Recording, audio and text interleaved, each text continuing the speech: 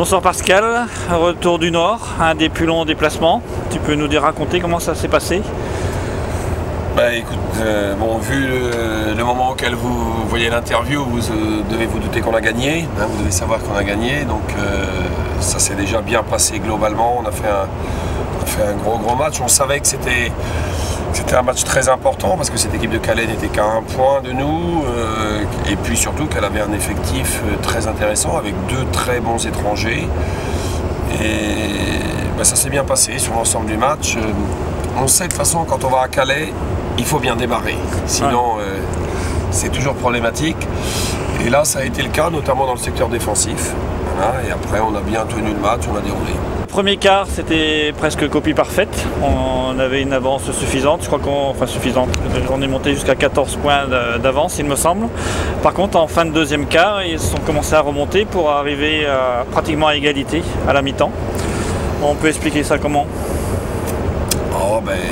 Par d'abord le soutien de leur public. On l'explique aussi par rapport à leur américain. On sait qu'ils avaient vraiment besoin de ce coup de booster pour être opérationnel. Que derrière, il y avait Conquet qui n'était pas en rade non plus, hein, donc il fallait vraiment bien tenir notre jeu. Ce qu'il y a vraiment d'intéressant là, sur ce match-là, c'est que c'est vraiment une victoire collective de l'ensemble des joueurs.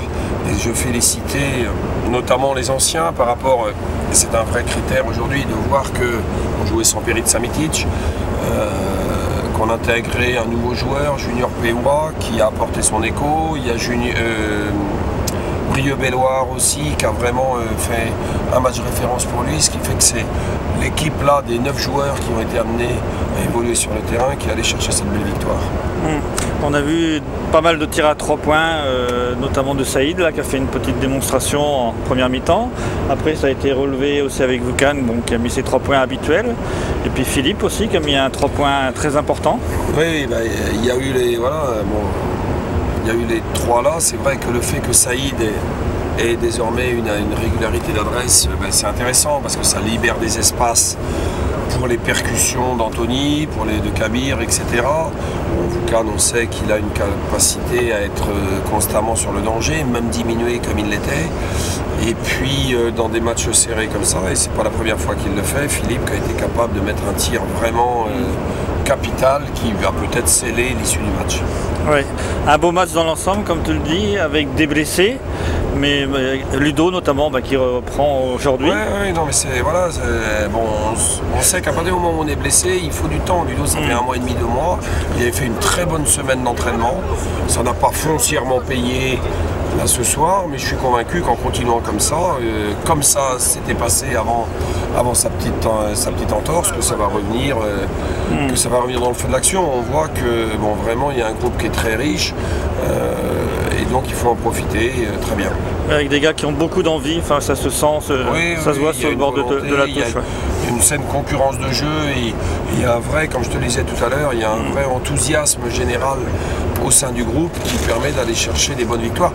Pour revenir à une chose importante sur ce type de match-là, il y avait bien évidemment la dimension d'engagement physique, mais il y avait aussi la capacité à rester lucide et serein sur l'ensemble du match.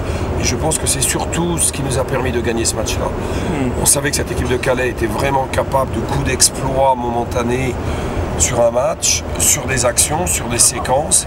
Et on a réussi, nous, même s'ils ont eu par moments de la réussite légitime par rapport au niveau global de leur équipe, de leur coaching, de leurs joueurs, on a réussi à limiter la casse, comme on dit, pour toujours avoir cette constance-là qui est le signe quand même des équipes qui fonctionnent bien. Alors maintenant, on a un prochain match, un deuxième gros rendez-vous qui arrive contre cette équipe d'Angers.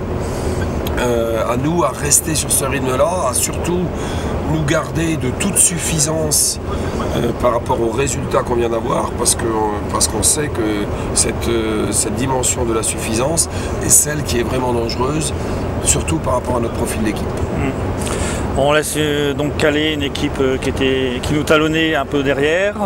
Angers donc à voir la semaine prochaine. Lorient qui a fait un faux pas, Cherbourg, ou alors Cherbourg qui a repris le dessus. Donc, je ne suis pas si sûr que ce soit un vrai faux pas. Nous, il faut se souvenir que cette équipe de Cherbourg en pré-saison nous avait posé beaucoup de soucis, qui a un effectif qui est quand même riche, et je pense qu'elle en surprendra plus d'un.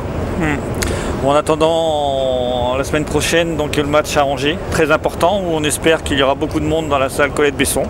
Voilà. C'est sûr, je pense que là vraiment le basket qu'on est en train de déployer et l'engagement des joueurs et l'enthousiasme dont il faut preuve et en plus boosté à Colette-Besson, donc on va vraiment avoir besoin de l'appui de l'ensemble du public et j'espère qu'on va pouvoir avoir une salle vraiment pleine pour recevoir l'un des gros favoris de ce championnat-là. Voilà, et on finira les matchs allés sur ce match-là.